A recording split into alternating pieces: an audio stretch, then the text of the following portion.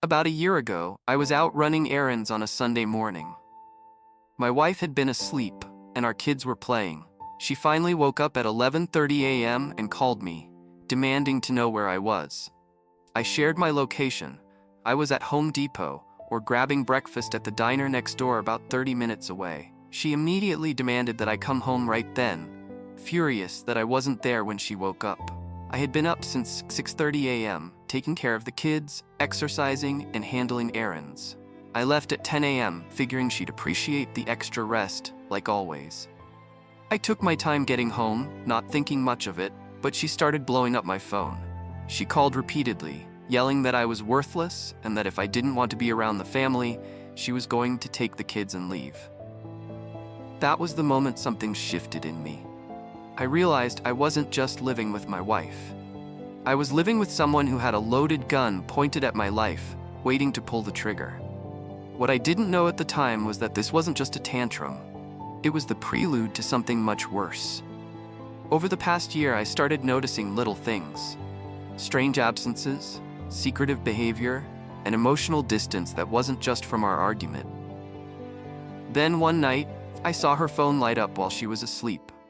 Something told me to look, and what I found shattered everything. Messages from her affair partner, intimate conversations, and worst of all, plans. Detailed plans about how she would leave me, how she would manipulate the courts to get full custody of our children, and how she would take as much money as possible to start her new life. She had been planning this for years, and I had been oblivious. Instead of confronting her, I stayed quiet. I started gathering evidence. I backed up every message, every transaction, every call log. I installed security cameras in the house, not just for safety, but to monitor when she came and went. I checked our joint accounts and saw withdrawals that didn't make sense, large sums of money missing, transferred to accounts I didn't recognize. She was spending our savings on dates, expensive gifts, even hotel stays. Every time she told me she was going out with friends or had an appointment, she was with him, and I had the proof. That Sunday morning, when she lost her temper over something so small, it wasn't really about me being gone. It was her setting the stage, creating a false narrative of me as an absent, uncaring husband, so that when she finally made her move, she could justify it to everyone around us. And now I feel like I'm trapped in a house with someone who sees me as nothing more than an obstacle. Everyone, from my friends to my family, tells me I need to move on, that she apologized and I should let it go. But how do you just move on when you realize your marriage was a lie? When you know that the person you built a life with was secretly planning your downfall while smiling to your face? I've seen the divorce calculators. I know how the courts work. If she pulls the trigger on this, I lose big. Child support, alimony, my home. She's already laid the groundwork to take it all. And the worst part? She's using our children as leverage, threatening to take them away like they're just another piece of property in her grand scheme. I'm not considering divorce right now, but I'm preparing for the worst. I've started working more, keeping my distance, and making sure I have my own safety net. Because at the end of the day, I don't know when the axe will fall. I just know that it will. And when it does, I need to be ready. She crossed a line that I can never forgive. Not just with her words, but with her actions. And no matter how much time passes, I can't shake the feeling that I'm living with an enemy, waiting for the moment she decides to finally destroy me. But she's not the only one who's been planning. Long before I ever considered divorce, I had already taken steps to protect myself. The house, no longer in my name, I transferred ownership to my father over a year ago, under the guise of estate planning. Legally, she has no claim to it now. My savings, moved to separate accounts she doesn't know exist. Investments, diverted into trusts and assets under different entities. My businesses, restructured in a way that ensures she can't touch them. She thinks she's setting me up for the fall, but what she doesn't realize is that I've already built my safety net. When she finally makes her move, expecting to walk away with everything, she'll find out that the only thing left for her is what I choose to let her have. I don't know how long I can keep living like this, waiting, pretending, knowing the inevitable is coming. But when it does, I won't be the one caught off guard. She made her plans, I made mine. Update 1 expanded further. The moment I had been waiting for finally arrived. My wife handed me divorce papers, her face blank, as if she were just going through the motions. But I knew better. This was the moment she had been planning for, the moment she had been waiting for. The papers were brutal. She was asking for full custody of our children, the house, my assets, and alimony. She wanted it all. She stood there watching me, likely expecting me to panic, to beg, to try and fight her on it. But I simply smirked. "Is something funny?" she asked, narrowing her eyes. "You think you've won, don't you?" I replied, setting the papers down. She had no idea. No idea that the house was no longer mine to give. No idea that my savings were locked away in accounts she couldn't touch. No idea that my businesses were protected under legal entities she had no claim to. And most importantly, no idea that I had gathered every piece of evidence of her affair, her financial betrayals, and her manipulation. The moment she tried to drag me through the courts, she would be the one exposed. What made it worse was that I later found out her friend Sarah had been encouraging her all along. Sarah had been whispering in her ear for months, pushing her to leave me, convincing her that she could get everything if she played her cards right. She had even gone so far as to tell my wife to hide certain transactions, to create a false history of neglect and abandonment. Little did they know, I had overheard one of their conversations when Sarah came over, smugly telling my wife that she deserved a fresh start, at my expense. I hadn't realized the depth of Sarah's involvement until I started looking more closely at the subtle signs. She was always around, always hovering when I wasn't home, popping up for impromptu visits, staying over for days at a time. At first, I just thought they were close friends. After all, they had known each other for years. But as I started piecing things together, I noticed little inconsistencies in the stories they told me. The first clue came when Sarah had come over one evening while I was out with the kids.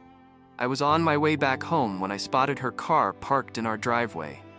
It was late, and I was surprised to see her there.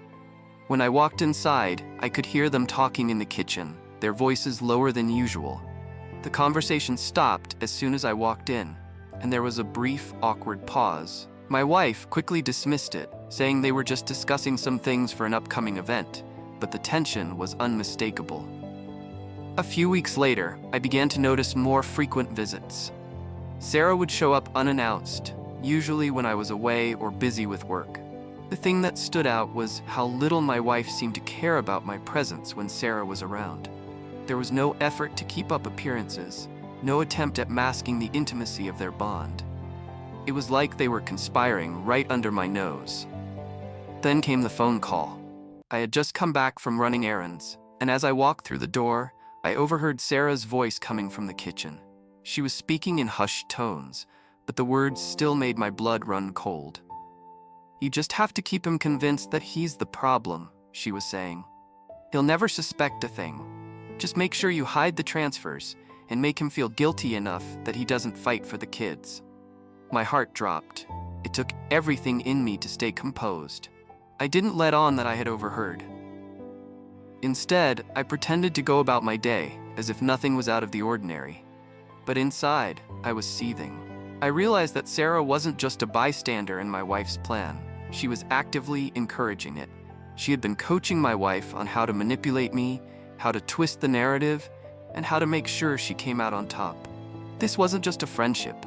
It was a strategic partnership, one where my wife was the pawn and Sarah was the mastermind behind the scenes. I didn't confront my wife immediately.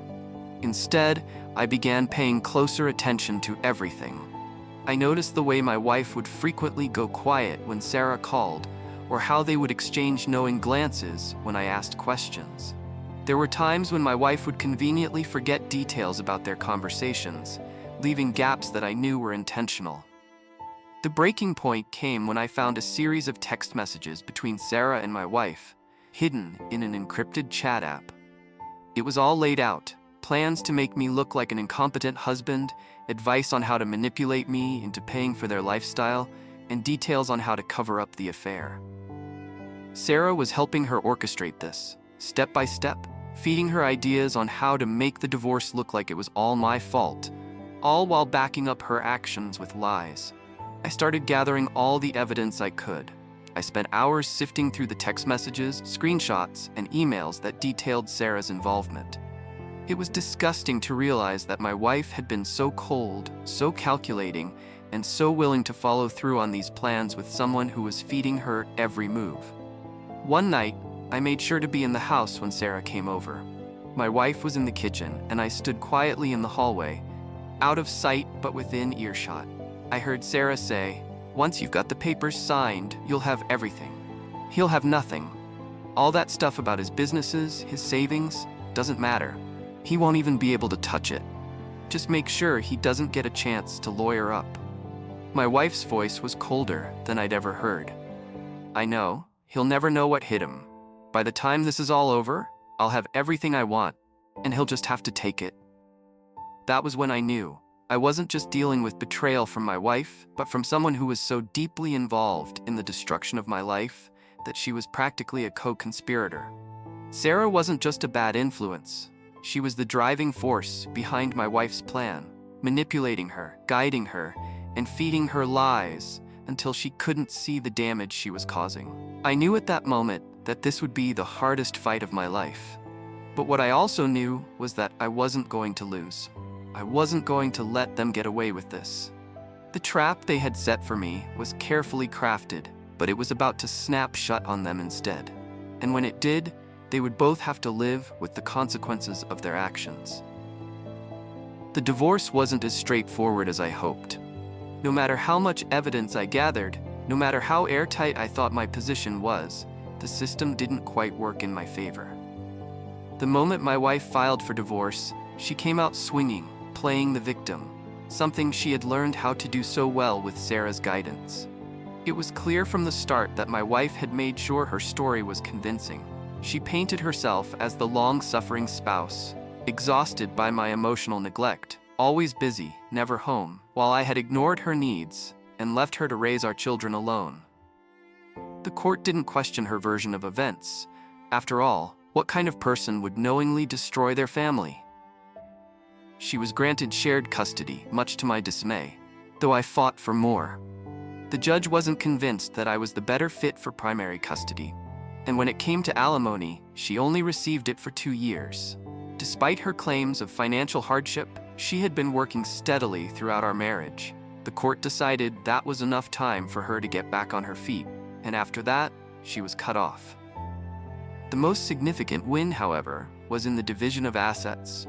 All the shared assets, the savings, the investments, the properties, were held in trusts that had been set up long before the divorce.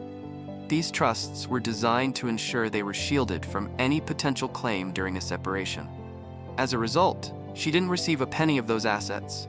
She walked away with a portion of the liquid assets that were not protected, but everything she had hoped to gain from our joint holdings was out of her reach. She thought she had won, that she was in control, but she had no idea what was really going on behind the scenes. Update 2: The custody battle and the fallout. After the divorce, my children and I faced a reality that I had hoped to avoid: the fallout of my ex-wife's choices and the impact it would have on their lives. The abuse they endured under her roof had left deep scars, ones that would take time to heal. But I couldn't let them suffer any longer. I knew that no matter how painful the process was, I had to fight for them. It started with that phone call from my son, the one that left me physically sick to my stomach. He told me, voice trembling, that he didn't want to go back to his mother's house. He was scared.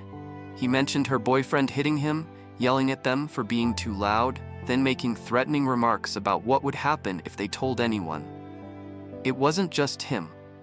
My youngest had mentioned feeling unsafe, being punished for small things, and spending entire nights locked in their room, crying. When I got there, I could see the fear in their eyes. It wasn't just in their words, it was in the way they moved around her house, how they acted around him. I immediately took action. I called my lawyer and made sure to document everything. I had my children speak with a counselor who confirmed the emotional and physical signs of abuse. The counselor's report was damning. Along with the testimonies of my children, I gathered photo evidence of bruises, cuts, and other signs of neglect. I knew this battle would be difficult, but I couldn't allow my ex-wife to continue pretending everything was fine. When the day of the court hearing arrived, the weight of the situation hit me harder than I expected. My ex-wife, as usual, denied everything. She blamed me, tried to paint me as the villain, and claimed I was using the children to settle a score. She tried to undermine their credibility, but I wasn't about to let that happen.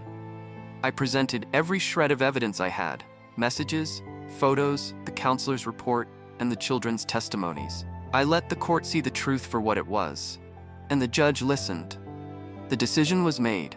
I would be granted the majority of custody, with my ex-wife having bi-weekly visits.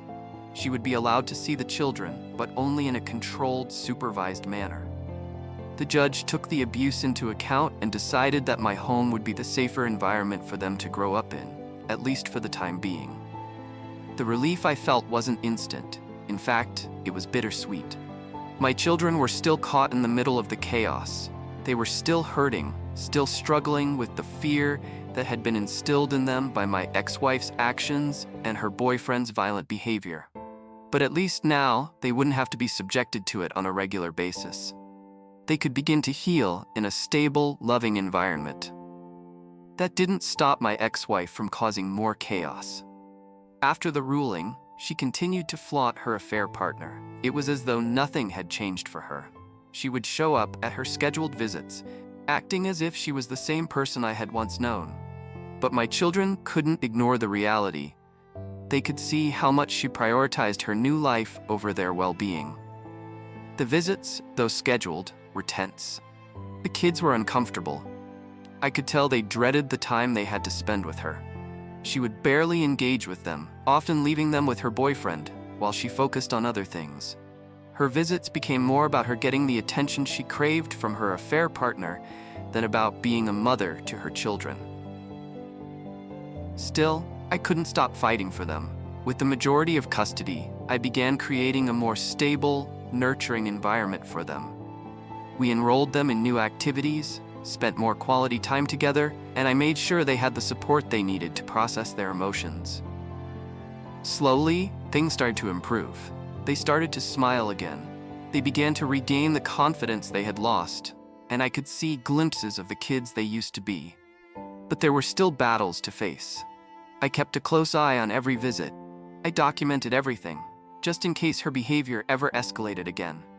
I refused to let my children be dragged into her toxic web. I also made sure to keep communication open with their school, their doctors, and their therapist to ensure they had a strong support system.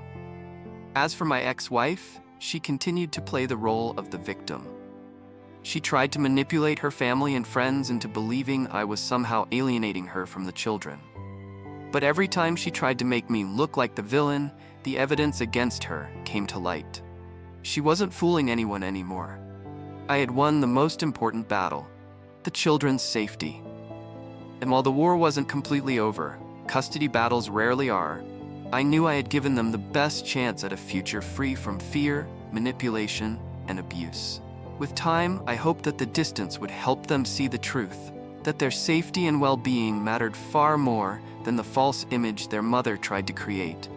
And, when they were ready, I would be there to help them process everything, supporting them every step of the way. Update 4. The manipulation, false narratives, and their backfire. As if the legal battles and emotional turmoil weren't enough, my ex-wife's mother decided to throw herself into the mix, trying to manipulate me into giving her daughter more custody. It was a move I should have seen coming, but it still managed to catch me off guard.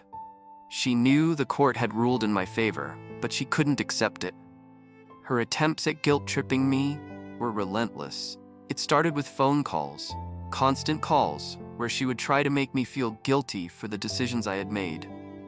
She seemed to believe that my ex-wife, despite all the evidence, was still the better option for the kids. Her argument was always that a mother should have primary custody, and that I was hurting my children by taking them away from their mother. She played the concerned grandmother, painting a picture of my ex-wife as the victim, even though I knew better. It was difficult, having to face these emotional pleas from someone who didn't see the damage done by her daughter. But I wasn't about to let my children's well-being be compromised just to appease someone else's sense of what was right. I refused to cave into her demands. I could see through the facade. This wasn't about what was best for the kids. It was about keeping the status quo and enabling my ex-wife's destructive behavior. Meanwhile, my ex-wife wasn't any better in her attempts to rewrite history. She began telling my friends entirely different versions of what had happened. Stories that made her look like the victim of a cruel, vindictive ex-husband. She painted herself as the long-suffering mother who had been betrayed by me at every turn. According to her, I was the one who caused the problems in the marriage, and now I was trying to keep her from being a mother to her children. She told them that I was the one who manipulated the kids against her, that I brainwashed them into believing she was abusive. She painted herself as the loving, innocent mother who was unjustly being kept away from her children. And of course, some of my friends, those who didn't know the full story or hadn't seen the evidence, started to believe her lies. I couldn't stand by and let her poison my friends' minds with her version of events. I knew that the truth was on my side, but it didn't make the situation any easier. People who I once considered friends were questioning my motives, wondering if I had been too harsh or if there was something I hadn't told them. It was hard to watch, knowing that I had no choice but to expose the truth for what it was. But I couldn't let her distort the facts. So, I did what I had to do. I shared the evidence. I showed them the pictures of the bruises. I shared the counselor's report. I let the truth speak for itself. And slowly, my true friends started to see things from my perspective. They began to understand why I had made the decisions I did. It wasn't about taking my children away from their mother. It was about protecting them from harm. It wasn't easy, but I had to stand firm in my conviction. But as time went on, the false narrative my ex-wife had spread began to backfire on her. The more she spun her story, the more cracks started to show. Some of her own family members began to notice the inconsistencies in her accounts. My ex-wife had tried to present herself as the devoted mother, but her actions and behavior kept contradicting her words. For instance, while she told everyone she was doing everything she could to be a good mother, her actions were proving otherwise. She would show up late for visits, leave my kids with her boyfriend, or spend the entire time on her phone instead of engaging with them. It didn't take long for people to start noticing that her focus was far from her children and more on her new life, one she seemed desperate to maintain, no matter the cost. Additionally, my children were starting to open up more. With their counseling and the safe environment I had worked hard to create, they began talking about what they had endured. They told their teachers, their counselor, and even some family members about the things their mother's boyfriend had done to them and the neglect they had suffered. They no longer felt like they had to keep quiet. And this was a game changer. Their stories became consistent with the evidence I had already gathered, further exposing my ex-wife's lies. Her manipulation, which had worked so well at first, began to unravel as the truth came to light. People who once sided with her now began questioning her integrity. My true friends who had heard both sides started to rally behind me, more convinced than ever that I had done the right thing by protecting my children. Even some members of her own family started reaching out, apologizing for doubting me. They told me they were beginning to see the real picture, and they were starting to understand why I had fought so hard for custody. It was a long, drawn-out process, and it didn't happen overnight, but in the end, the truth was louder than the lies. The false narrative she had been pushing, slowly but surely, crumbled.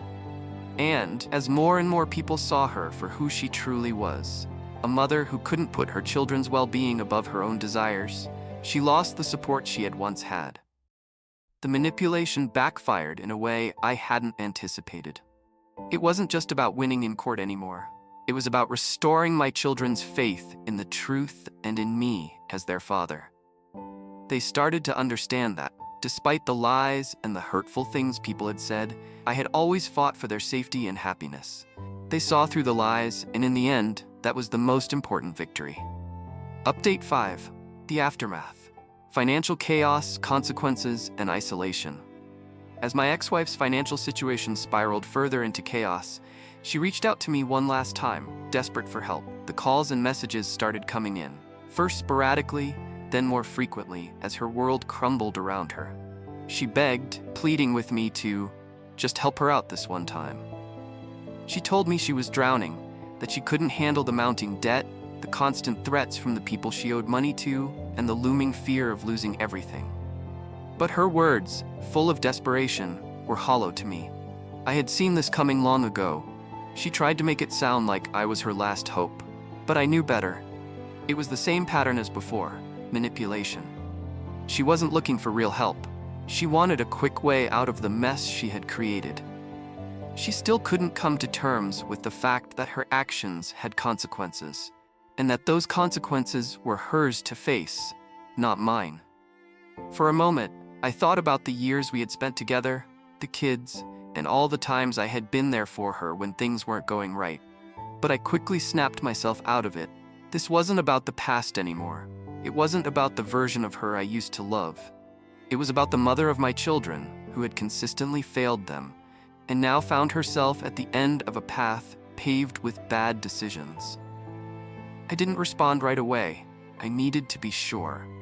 But as I thought it over, it became clear that there was nothing I could do for her anymore. Even if I wanted to help, she wouldn't change.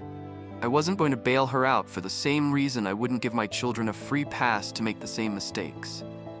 It would enable her, not save her. So I sent a brief but firm message telling her that I wouldn't be helping her. I made it clear that she had to deal with her situation on her own. This was a consequence of her choices, and I wasn't going to be part of her game anymore. She didn't take it well. In fact, she exploded. The messages turned from desperate pleas to angry accusations. She tried to paint me as the villain again, calling me selfish, cold-hearted, and a failure of a co-parent. It was the same story as always. She blamed me for everything, even the mess she had created in her own life. But I had already made up my mind.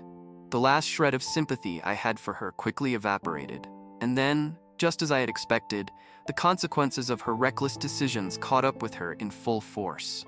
In her pursuit of a glamorous lifestyle, she had gotten involved in risky financial schemes, one of which turned out to be a Ponzi scheme. She had been sold a dream, flashy promises of wealth, luxury, and a life she had always imagined. It was too good to be true, but she refused to see the warning signs. Every conversation with the people behind the scheme fueled her hope, even as the warning bells rang louder in her ears. She threw every last bit of savings into it, desperate to prove she could live the life she'd always felt entitled to. But the moment she got the call, "We're sorry, ma'am, the accounts are frozen," it felt like her whole world crumbled beneath her.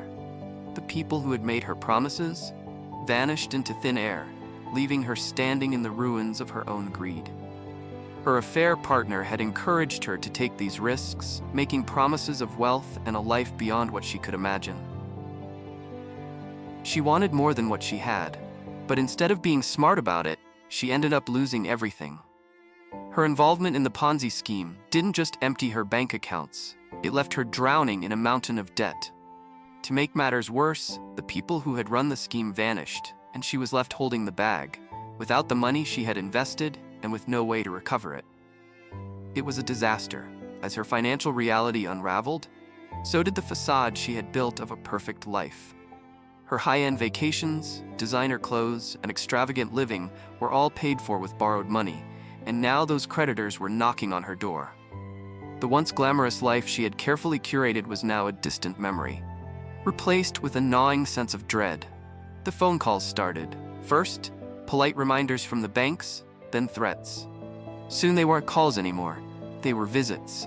Loan sharks, hard-faced and impatient, showed up at her doorstep, their cold eyes cutting through the facade she had worked so hard to build. Her luxury car, once a symbol of success, was now a weight around her neck, and every second she spent staring at it felt like a reminder of the choices she had made. Her investments, gone. The luxury vacations she had promised herself, all paid for with borrowed money she could never repay. Now, the creditors were circling, and the walls were closing in. The worst part was that her affair partner, the one who had fed her the idea of living large, was nowhere to be found. He had vanished when things got tough, leaving her to face the fallout alone.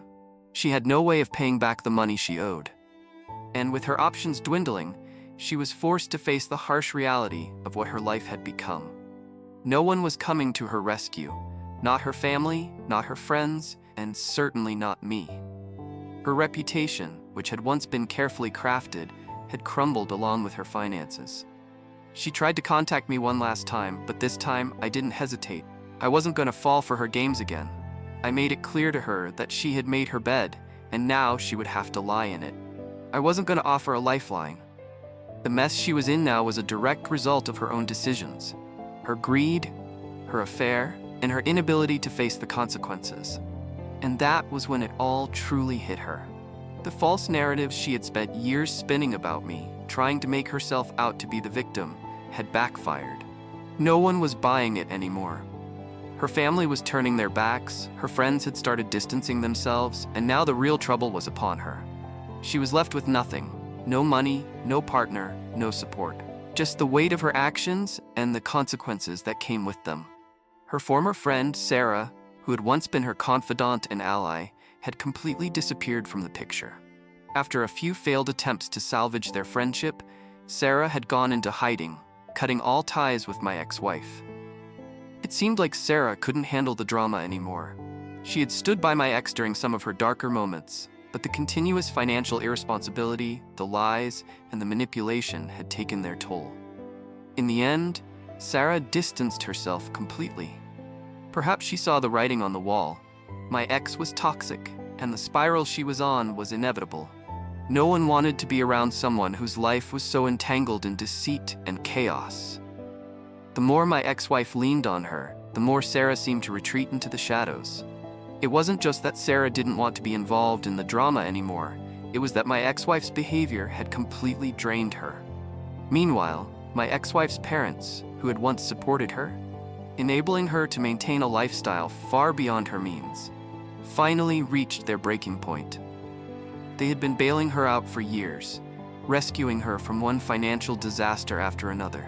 But when the Ponzi scheme failed, and she started showing up at their doorstep asking for help again, they had had enough. They were tired of enabling her poor decisions, tired of being the safety net every time she crashed and burned. Her mother, the one person who had always tried to pick up the pieces of her broken life, finally reached her breaking point. The pleas for help had been constant, one after another, all the same. Every time her mother rescued her, she promised it would be the last. But the promises grew empty, and when the money finally ran out, when the threats from creditors grew louder and more aggressive, her parents did the unthinkable. They called her, her voice trembling as she begged them one last time, but their words were final. "We can't do this anymore. We're done." Her mother's voice, once soft and comforting, now echoed in her ears like a harsh, unforgiving wind. The door that had always been open to her slammed shut. The isolation was suffocating. Her parents had walked away for good, and with them, any hope of salvation. They told her flat out that they were done. The last conversation they had was cold and harsh. They told her that they were no longer willing to support her, that they couldn't keep bailing her out when she refused to take responsibility for her actions.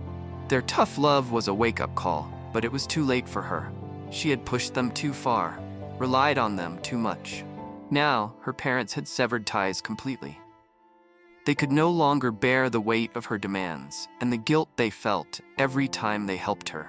They had their own lives to live, and they couldn't waste another minute or another dollar on someone who had burned every bridge. The last hope of support, the last safety net she had, was gone. With no friends, no family willing to help, and no money left to rely on, my ex-wife found herself isolated in a way she never expected. The same people she had used, manipulated, and pushed away were now the very ones she needed. And they were all gone. She had made one poor choice after another, and now, in her most desperate time of need, there was no one left to catch her when she fell. All the people who had once enabled her were now gone from her life, leaving her to face the consequences of her actions alone. When the last message from her came through, her pleading for one final chance, one last favor, I didn't even hesitate. The same manipulation, the same empty promises. I'd seen it all before. This time, though, there was nothing left for her to cling to. No family, no friends, no lover to help pull her from the wreckage. She had built a house of cards, and now, with everything crumbling down around her, she was left holding the scattered pieces. She had burned every bridge, discarded every lifeline, and now, she was completely alone. There was no one left to blame but herself. And as I hit send on my final firm message to her, I couldn't help but wonder, if she had truly understood the weight of her choices sooner, maybe it wouldn't have had to end like this. But it had. And now, with the crushing reality of her situation sinking in, she was left in the silence of her own regret.